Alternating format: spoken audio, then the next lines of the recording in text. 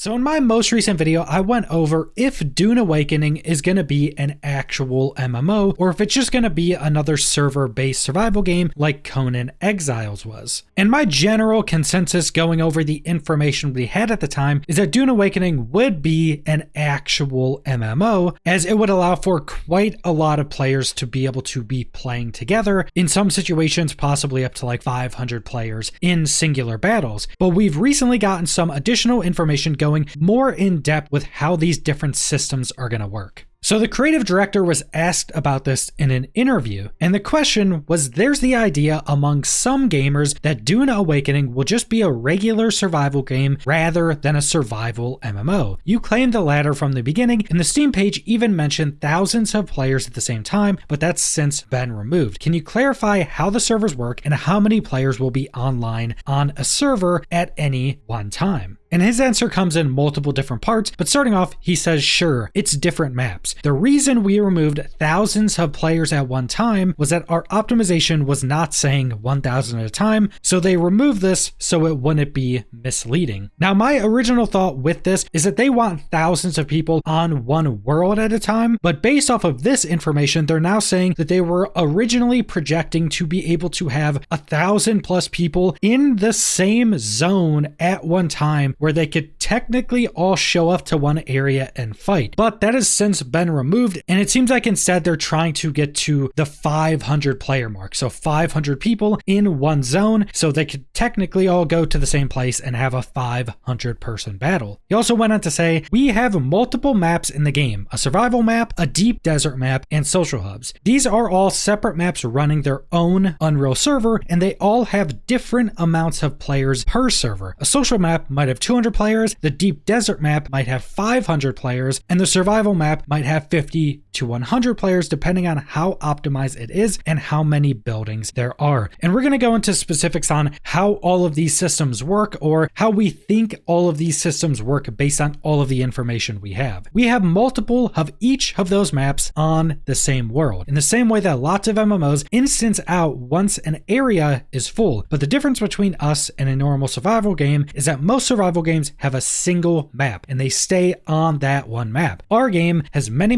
maps and many players across all of those maps, including shared things like the exchange. And the exchange is basically going to be the auction house of Dune Awakening. And basically what they're explaining here is that instead of having one singular map like say Conan Exiles or other server-based survival games would have, they're going to have a ton of different maps all stitched together where you can freely move between, but all of those different stitched servers are also going to have their own player caps. And the deep desert is always a shared location. In Dune Awakening, it is 9 times the size of the Conan Exiles map. While there may be 10 instance survival maps, everyone shares a single deep desert map. So you'll meet people from all of the maps in that location. This is just a quick overview. Now, this is one of the most interesting parts, and he'll further elaborate on this, but basically what he's saying here is that the deep desert map portion of the game, which is going to be the fully open PvP, much more dangerous area, is actually going to be the size of 9 Conan Exile maps. So it's going to be split up into all of these different zones or different areas that are all going to have their own separate server in those different areas, but you'll be able to seamlessly cross between those, and these areas aren't going to be instanced. They're going to be fully shared. So this is meaning that say you choose a world when you start Dune Awakening, and then one side of the map is going to have all these player hubs that are instanced. So maybe you could be in instance 1 of a player hub or instance 2 of a player hub. But once you go over to the deep desert, those aren't going to be instanced. So anybody in your world that enters one of those areas in the deep desert map will always see everybody else in there. There's no instancing out players in the deep desert. So it's fully shared for that side of the map. And then he was asked, when you said you have different maps, how do you travel between them? And his answer is it's not menu driven. I don't know if anyone remembers how it used to work in Age of Conan, which is one of their other MMOs. You have the world map and you pick which area you want to go to. You can imagine it like that, except it's actually much more engaging traversal console, you don't click a button, you actually fly there. So what he's basically saying here is you're not going to be teleporting to different maps. This is going to be basically a big open world map, but it's just going to be stitched together with these different servers. You can still freely and seamlessly travel between those different servers. So you can get in a vehicle and drive to a different server with a different player cap on it, and you really won't notice going from server to server. It'll be seamless. Then he was also asked, what's the difference between the deep desert map and the survival maps? They all have the same mechanics. If you think of the planet's map, there is a thing called the shield wall. It's a range of mountains, and on the outside of the shield wall is what we call the deep desert. On the inside of the shield wall is basically where people build because it's a safe space and the sandworms can't get to it. The game is divided into these two major sections we have inside and outside of the shield wall. The deep desert is a full PvP location. It's completely seamless, all connected. There's 9 Conan Exiles size maps connected by server meshing into one area. There's no trickery here. There's no instancing. In that area, the sands will shift when the Coriolis storms happen and completely wipe and change that entire map at least once a week. So what's being explained here is how the map of Dune Awakening is split up. So there's basically going to be a mountain range, probably the center of the map. On one side, you're going to be in the shield wall protected area. This is going to have the more PvE focused areas and player hubs. On the other side of the shield wall, the unprotected area, it's going to be full PvP, super dangerous, and again, it's going to be 9 different Conan Exile size maps split into their own different servers with server meshing, but that means they're all connected together so you can freely move between them. And I know this can be pretty confusing when going just off of text, so I made a very professional looking diagram so you guys can get a better understanding of how this is going to work or how it's going to work off of all of the information we currently have. Now, the first thing you need to understand is that in Dune Awakening, there's still going to be like an overarching server that are going to be called worlds. So presumably when you first get into Dune Awakening, there'll be a list of different worlds you choose between, and if you go join a world, presumably players from other worlds won't have any interactions with you or any of the players on your world. So it does seem like there's still going to be a selectable overarching server. So you get into the game, you choose your world, and then you go to this diagram. Now all the black lines in the middle is going to be the shield wall, this mountain range that basically splits up the map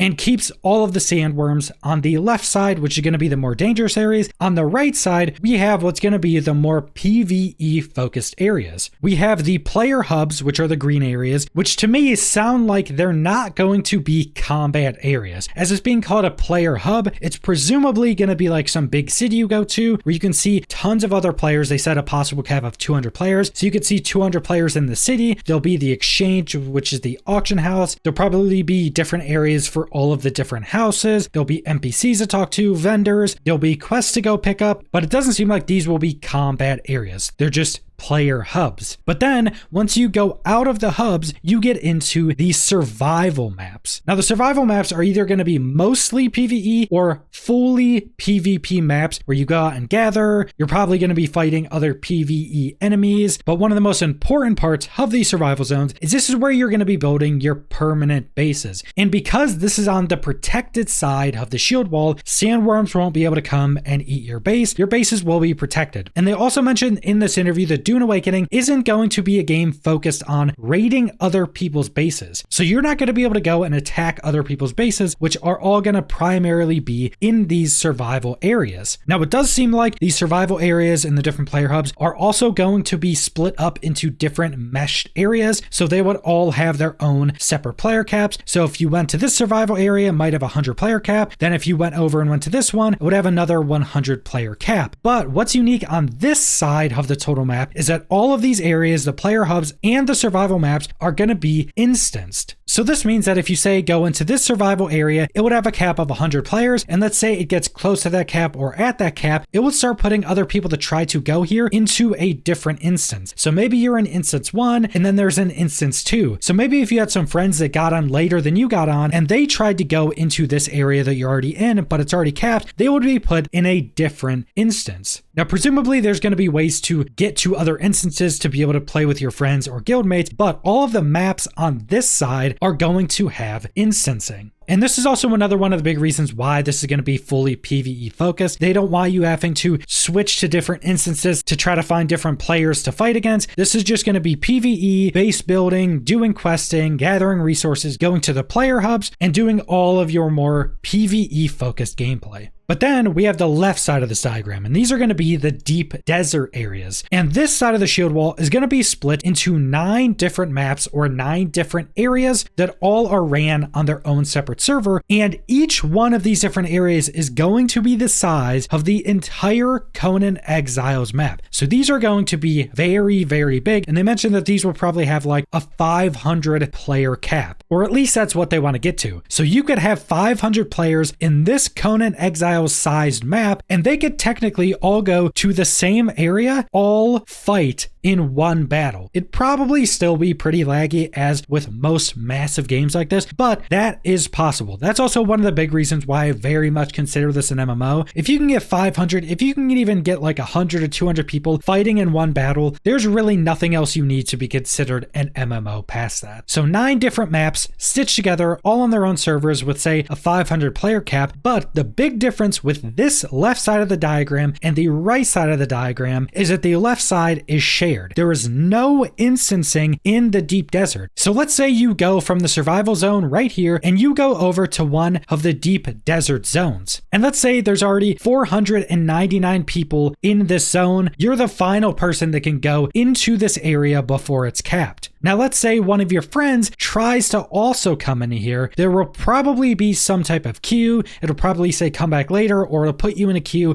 until someone leaves and you can enter, because there isn't instancing in the deep desert areas. If you tried to enter a survival area over here and it was capped, it would just start up a new instance and put you in that new instance. But that's not how the deep desert works. It's all shared. So anybody on your overarching world will be able to go in the deep desert area and you'll all be able to see each other. Now you'll be in one of the different zones, and those zones are very big. So it's not like you're all going to be packed into some small area, but there's no instancing on this left side here. It's all shared, and anybody that's in your world in one of these zones with you, you'll be able to go see. And the deep desert maps are full PvP, and they're very dangerous. So if there's anybody you see here that's say not in your clan or guild or a friend, they can go attack you, you can go attack them, and they'll probably be pretty constant combat. Now, as mentioned, these are pretty big areas, so it's not like you're going to be constantly seeing other players, but people are going to be fighting over events, people are going to be fighting over resources, they're going to be fighting over spice. So this is basically where you're going to get the most valuable resources and to fight other players. A big sentiment from the developers is that the right side of this diagram, this is where you're going to go build up your bases, go on the exchange, do some questing, build up resources, and store all of your items. But then you're going to take all of your clan or guild members, and you're going to go over to the deep desert area. And this is where you're going to go to fight to try to come out on top and come out with the most valuable resources and items in the game. Now, on top of that, the entirety of all of the 9 deep desert maps are going to be basically reset every week. So there's a system in Dune Awakening called Coriolis storms. These storms will basically reset every single one of the deep desert zones on a weekly basis, meaning it's going to change up the point of interest, it's going to unlock new areas, it's going to give new content, it's going to cause new events to pop up, and it's going to allow you to get different resources. So they even mentioned that maybe one week there's a super rare resource available at one of these point of interest, but if you wait till the next week and a Coriolis storm resets all of this, you might not be able to get that recipe until that point of interest is revealed again. Maybe 3 more Coriolis storms have to go by until that point of interest is available again. And this is going to consist of some procedural generation. Now they explain this, that this is procedural generation, but with a bunch of rules. So basically they would run a bunch of procedural generation, they would tweak the rules, they would change what it can do, and they would be doing this over and over again. So once we get the game, it's much more controlled and it's working in the way they want it to work. But a lot of these different points of interest would be handmade content. It would just be procedurally generated in where they show up, when they show up, and then you'd probably get things like random events that are procedurally generated, and all of those different things you could expect from more randomized elements. And all of this information we have now makes me think that Dune Awakening is even more of an MMO than I thought it was going to be, because we didn't have the information of how big these different areas are going to be. The left side is quite literally 9 times the size of Conan Exiles, which was already a pretty big map.